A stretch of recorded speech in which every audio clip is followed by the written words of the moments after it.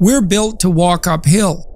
And when you reach the pinnacle of the hill, you want to stop and appreciate the vision, but the next thing you want is a higher hill in the distance, because it's from the uphill climb that we derive our value. And I mean this technically. So almost all the positive emotion we feel, especially the emotion that fills us with enthusiasm, and that's to be filled with the Spirit of God, by the way, because that's what enthusiasm means, that's experienced in relationship to a goal. And so in some sense, and this is part of the religious enterprise, you want a goal that you can never attain, right? So you can always move closer to the goal that recedes as you move towards it. You think, well, that's frustrating. It's like Sisyphus pushing the rock uphill. But it's not, because as you pursue that goal, you put yourself together and your life does get better and richer and more abundant. And that's why the highest levels of virtue and goal are in some sense transcendent. You want them to be above everything you're doing so you can continually move towards something that's more sublime and better. That's what you are. You're here to live, not to sleep. And the problem with the vision of Mai Tais on the beach is that, well, first of all, that's a vision of drug-induced unconsciousness. Second, it's only going to work for about a week. Third, you're going to be a laughingstock in a month and depressed and aimless and goalless. That's not.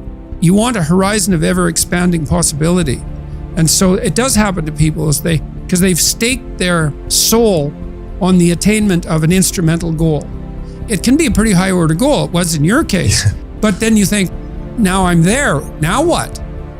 Well, the answer can't be, well, I'm going to live in the lap of luxury and never have to leave the face. What do you want to be, a giant infant with a gold bottle? You never have to do anything but lay in your back and suck. It's like, well, you see the problem with that as a conceptualization. It's no, you want to be like an active warrior moving uphill with your sword in hand. And that's dynamic, that's exciting. And that's why so many young men disappear into video games. That's all acted out in the video game.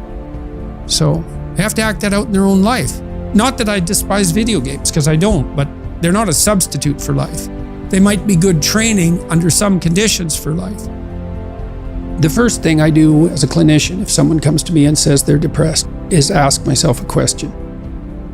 Well, what does this person mean by that? So I have to find out, because maybe they're not depressed, maybe they're hyper anxious, or maybe they're obsessional. There's various forms of powerful negative emotion, so they need to be differentiated.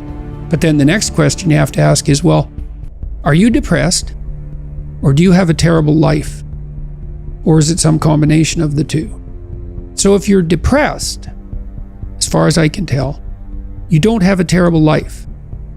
You have friends, you have family, you have an intimate relationship, you have a job or a career, you're about as educated as you should be given your intelligence, you use your time outside of work wisely, you're not beholden to alcohol or other temptations, you're engaged in the community in some fundamental sense, and all that's working. Now, if you have all that and you're feeling really awful, you're either ill or you're depressed. And so then sometimes there's a biochemical route to that, treatment of that. My experience has been as a clinician is if you're depressed, but you have a life and you take an antidepressant, it will probably help you a lot. Now, maybe you're not depressed, exactly. You just have a terrible life. What does that look like? You have no relationship. Your family's a mess. You've got no friends. You've got no plan. You've got no job. Use your time outside of work, not only badly, but destructively. You have a drug or alcohol habit or some other vice, pornography addiction. You are completely unengaged in the surrounding community. You have no scaffolding whatsoever to support you in your current mode of being or your move forward. And then, as a therapist, well, you do two things. Well, if it's depression, you can turn to dreams, sometimes to help people, because dreams contain the seeds of the potential future. And if your person is a real good dreamer and you can analyze dreams, that can be really helpful. But that seems to be only true for more creative people. And for the people who just have a terrible life, it's like, okay, you have a terrible life. Well, let's pick a front. How about you need a friend, like one sort of friend? Do you know how to shake hands and introduce yourself? And people don't know how to do that. And then they can't even get the ball rolling. And there's these elementary social skills that hypothetically, if you were well cared for, you learned when you were like 3. And sometimes I had lots of clients to whom no one ever paid any attention. And they needed like 10,000 hours of attention. And some of that was just listening, because they had 10,000 hours of conversations they never had with anyone. And they were all tangled up in their head. And they had to just, one client in particular, I worked with this person for 15 years. And what she wanted from me was for me just to shut the hell up for 50 minutes, which is very hard for me, and to just tell me what had happened to her. And then what happened at the end of the conversation, then I could discuss a bit with her.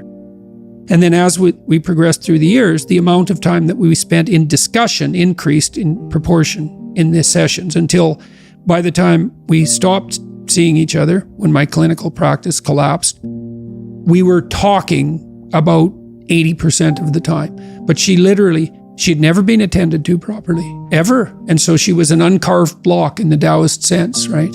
She hadn't been subjected to those flaming swords that separated the wheat from the chaff. And so you can do that in therapy. If you're listening and you're depressed, I would say, if you can't find a therapist, and that's getting harder and harder, because it's actually become illegal to be a therapist now, because you have to agree with your clients, which is a terrible thing to do with them. Just like it's terrible just to arbitrarily oppose them. You could do the self-authoring program online, because it helps you write an autobiography. And so if you have memories that are more than 18 months old that bother you when you think them up, part of you is locked inside that. An undeveloped part of you is still trapped in that. That's a metaphorical way of thinking about it. That's why it still has emotional significance.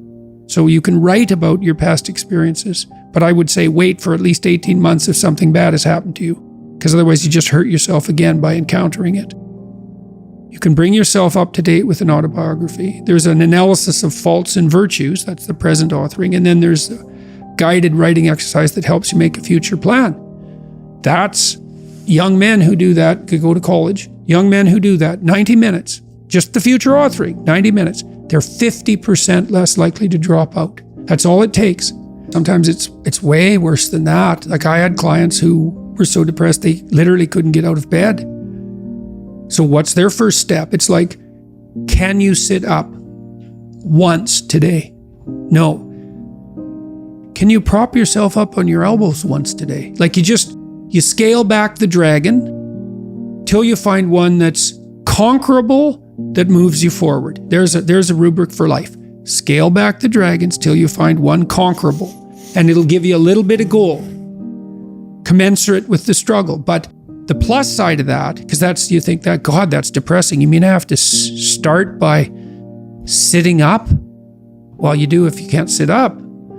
But the plus side of that is it's the Pareto distribution issue, is that aggregates exponentially increase. And failures do too, by the way, but aggregates exponentially increase. So once you start the ball rolling, it can get zipping along pretty good. This person that I talked about was incapable of sitting with me in a cafe when we first met, just talking, even though I was her therapist. But by the end, she was doing stand-up comedy. So, it took years, but still, most people won't do stand-up comedy. That's quite the bloody achievement. She would read her poetry on stage too. So for someone who was petrified into paralysis by social anxiety and who had to start very small, it was a hell of an accomplishment. My life is not everything I want it to be, and perhaps it's not everything that I need it to be. And by need, I mean my life is so unbearable that the suffering that's attendant upon that is make me nihilistic, cynical, bitter, resentful, homicidal, genocidal, unable to have a good relationship, prone to punish people for their virtues because of my jealousy, driving the proclivity to see evil everywhere except within my own heart. Like, these are problems, man. And you ask yourself, you sit on the bed and say, okay, man, I'm ready to learn something. Like, what What's one thing I'm doing wrong that I know I'm doing wrong that I could fix, that I would fix? It's like, you meditate on that, you'll get an answer. And it won't be one you want, but it'll be the necessary one. And it's often something that will point you to small things. So Carl Jung said, people in the modern world don't see God because they don't look low enough. And so imagine you're in your messy bedroom, and you're sitting on the edge of the bed trying to have an honest dialogue with yourself. And the little voice says, it's pretty disgusting in here. And you think, well, I'm way above such trivial niceties as organizing my room. It's like, well, that's pride. That's arrogance. If you're above organizing what's actually yours, how in the world are you ever going to organize anything else? And so you get on your knees and you think, well, it's time to, take a brush to the toilet. And maybe that's where you start. And that works. That works. You start making those micro improvements, like real micro improvements, real on the ground, actual micro improvements to things that are wrong, you'll improve unbelievably rapidly. You can't negotiate from a position of weakness. So all of you who are going to be developing your careers in the future, you need to understand that if you want to push your career forward, well, first of all, that you do in fact have to push it forward, because if you're competent and silent, you will be ignored. And that's rough, because you might think, well, people should reward you because you're competent. And yes, of course they should. But if you're competent and silent, then you're not a problem. You're just part of the background that's keeping everything functioning. And so if you want to develop your career in terms of promotion, say, and salary, it's like you have to be competent and you have to be strategic. And to be strategic, when you negotiate for a new position or for a new salary, you have to be able to say, if you don't give me what I want, then something you don't like will happen to you. And what that means, it's not a physical threat, it's that you have an option. So you have your CV, your resume in order, right? You're educated and competent and desirable to people outside of your immediate job. You're willing to instantly put yourself in the job market and undergo the stress of finding a new position and undergoing interviews and all of that. And you have that all planned out so that when you go talk to the person that you're negotiating with regards to your salary, you're credible. And you see, because it's very seldom that you're talking to the person who's at the top of the pecking order, let's say. What you need to do with them is to tell them a story that they can tell to their boss to make you not a problem. And a good story is, look, we really need this person because they're hyper competent and they have a better offer. It's like, well, then you're going to win the negotiation. But if you go in there with no power, well, you're going to lose, obviously. So the first thing that you need to know if you're going to negotiate is that you have to be able to say no. Well, if you're satisfied with it in some fundamental sense, there's something to be said, I suppose, for walling off a private space for yourself if you can maintain it, and detaching yourself to some degree from the troubles of the world and maintaining your own little private garden. The problem with that is the snakes tend to seep in from the outside, right? It's pretty difficult to wall yourself off in any real sense from the concerns of the world. So it isn't clear to me that that's a viable solution. It also means that you might justify to yourself lack of civic engagement. I shouldn't go to church. I shouldn't take part in the political process because it's all so corrupt. I should hide myself from all the annoying noise that's generated constantly on the media front. And I have some sympathy for that viewpoint, but I don't believe it's really possible, because you can't have a walled garden independently of the health of the broader society. It's just not possible. Maybe you can have it for a very short period of time, but if you're comfortable with what you have and it's genuine comfort, then I think okay, but generally it's not. So then you might ask yourself, well, what's the best antidote to the discomfort of life? And you might say, well, it's comfort. And I suppose that's what you act out when you swaddle a baby, but a better antidote is something like adventure to excellence, and that's far better antidote to suffering than the mere absence of suffering. So, not to say that the mere absence of suffering, that's not nothing, Stepping out of that sedation from comfort's difficult, though, especially if you've become routinized to it. Yeah, well, that's the difficulty of maturity. You know, the Freudians said very wisely that the good mother necessarily fails. What's that mean? It means she stops providing the comfort that insulates people against the need for adventure. I heard you say recently that a mother's ability to let her child go out into the world, knowing that they're still vulnerable and that it's now down to them and the world to look after them, that's one of the bravest things that they can do. It's the female crucifixion. So, and that's exemplified best in, well, the best portrayal of that I've seen is Michelangelo's Pieta. You know, it's a statue of Mary, and she has Christ's body on her, as an adult, on her lap, and he's broken and destroyed, and, you know, she's displaying that. That's the bravery of a mother, to allow that to happen, but not only that, to facilitate it. So what about... Way you go, kid. Way you go. Well, why? It's dangerous out there. It's like, yeah, no kidding. More dangerous here if you stay with me by a lot. So you might lose your body out there in the world, but if you stay here, you lose your soul. How do you see that as an individual? Let's say that there isn't the mother there that's pushing you along. Well, you know, one of the things Carl Jung, was very interested in the Oedipal complex, and that's basically the overprotective maternal. And he criticized Freud for presuming that it was really something the mother did. He said it's more relational than that. First of all, it would be something the father would allow to happen, assuming there was a father around, so let's not forget about the paternal contribution to allowing that to occur. Because in some sense, it's the father's role to serve as the antithesis of that maternal overprotection. So a woman is extremely bonded with her infant, say between 0 and 9 months, and the infant is utterly helpless. And so complete compassion and the provision of comfort is the only job that matters, and that's really the case. And then the woman has to switch gears to some degree. The mother has to switch gears as the child starts to become more mobile, fundamentally, and more independent.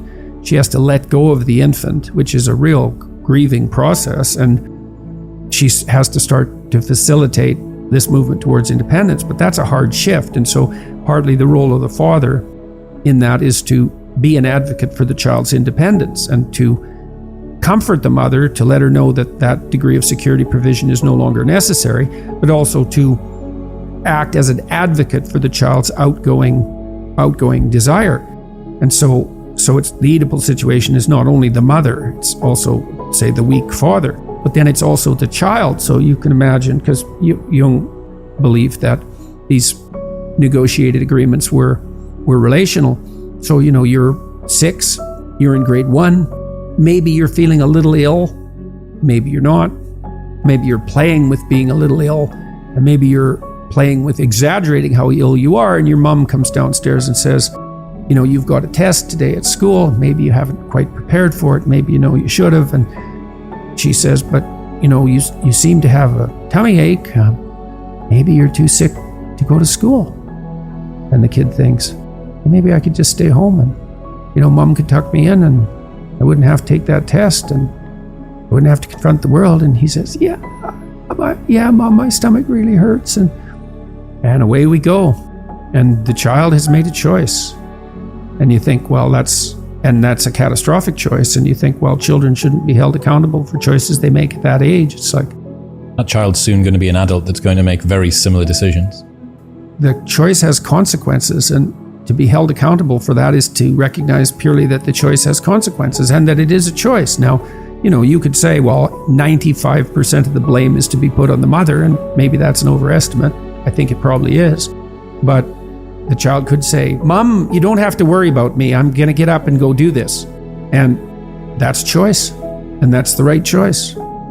So these are always chicken and egg problems, obviously, but that fleshes out the complexity of the situation. You know, if you're being enticed down a pathological road, you can accept or reject the invitation. Now, some people are better at enticing and some people enforce it more harshly. And, you know, there's all sorts of individual variability in situations like this, but just because you're offered the bait doesn't necessarily mean that you have to take it. So, and I'm not a determinist. I do believe that people have free will, whatever that means. that's a murky subject and it gets complicated the more you look at it, but whatever. It's still a good shorthand way of describing the fact that we seem to be cursed with responsibility for our own destiny, at least to some degree.